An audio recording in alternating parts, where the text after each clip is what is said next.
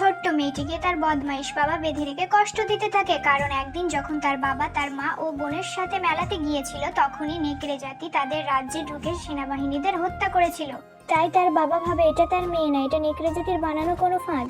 কিন্তু তখনই দৃশ্য পরিবর্তন হয় আর মেয়েটি অতীতে চলে যায়, যেই রাতে নেকড়ে জাতি তাদের রাজ্য আক্রমণ করেছিল।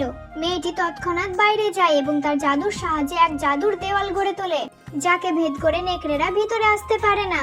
তখন মেয়েটির দাদু তাকে জানায় এই নেকড়েদের মারা তাদের পক্ষে সম্ভব না, তার জন্য স্বর্গে 10 লক্ষ সেনাবাহিনী প্রয়োজন। তখনই এক বদমাইশ নেকড়ে মেয়েটির মায়ের গলায় ছুরি ধরে এবং তার মাকে মেরে ফেলে দেয়।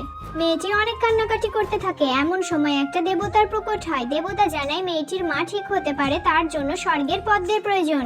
মেয়েটি এক মুহূর্ত দেরি না করে তার পথে রওনা দেয়, কিন্তু তাকে একটি ছেলে বাধা দেয়। ছেলেটি মেয়েটিকে অবিশ্বাস করতে থাকে, তাই মেয়েটি একটি জাদুর বল বার করে এবং বলে এই বলের মধ্যে সমস্ত প্রমাণ রয়েছে।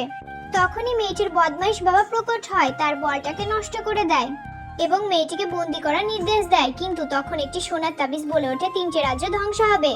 একদিকে স্বর্গের রাজা তার অনুচরদের 10 লক্ষ সেনাবাহিনী নিয়ে মেয়েটির রাজ্যে যাওয়ার নির্দেশ দেয়। এটা পার্ট 1 ছিল। পার্ট 2 দেখতে সাবস্ক্রাইব করুন।